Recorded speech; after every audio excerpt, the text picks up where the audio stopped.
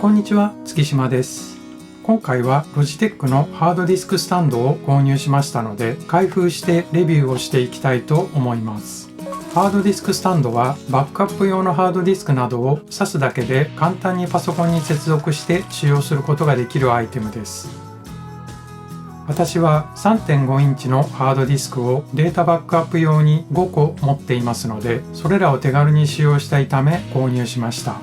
目次です。本体各部の確認と主な特徴、実際に使用してみる、最後に良かった点と気になった点のまとめです。開封して最初に感じたのは、思ったよりコンパクトで軽いという印象です。片手で持てるサイズで重さは約 168g です。またこのスタンドは 3.5 インチのハードディスクを動かしますので USB バスパワー駆動ではありません。専用の AC アダプタによる給電が必要です。そしてスタンドの上部にはホコリを防ぐためのカバーがあります。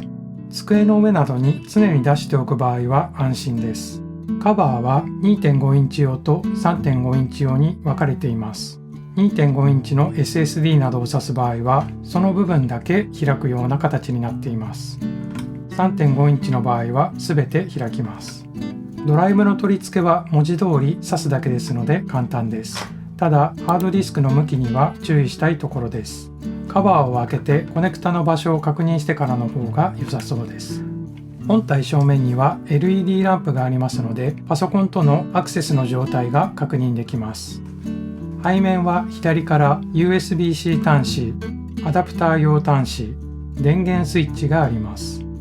USB ケーブルは Type-C to A のものと Type-C のものが2本付属しますので必要に合わせて選択できます。本体の底面には四隅に小さなゴム足がついていて滑り止めになっています。他にパソコン電源連動機能や Windows のみになりますが、ロジテックのハードディスクツールのいくつかを無償でダウンロードして使うことが可能です。実際にドライブをセットしてパソコンとつなげてみたいと思います。本体のカバーを開けてコネクタの位置を確認してからハードディスクを上からゆっくりと差し込んでいきます。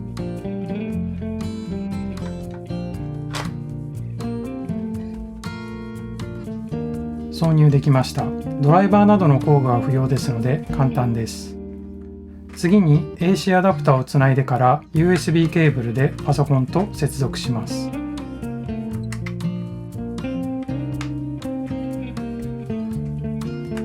電源スイッチを入れると LED が点灯して本体が起動しました。ドライバーのインストールも必要なく、つないだだけで使えるのでとても便利です。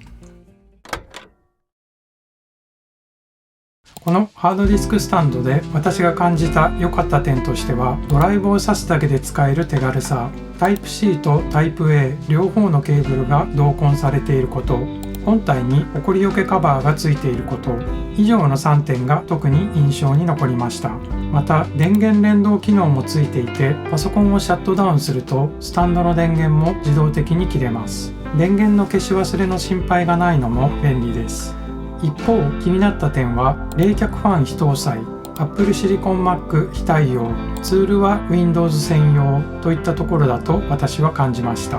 ただ使用するときにハードディスク本体は外に露出していますので、一般的なハードディスクケースに入れた状態で使用するよりも放熱性は高いと思います。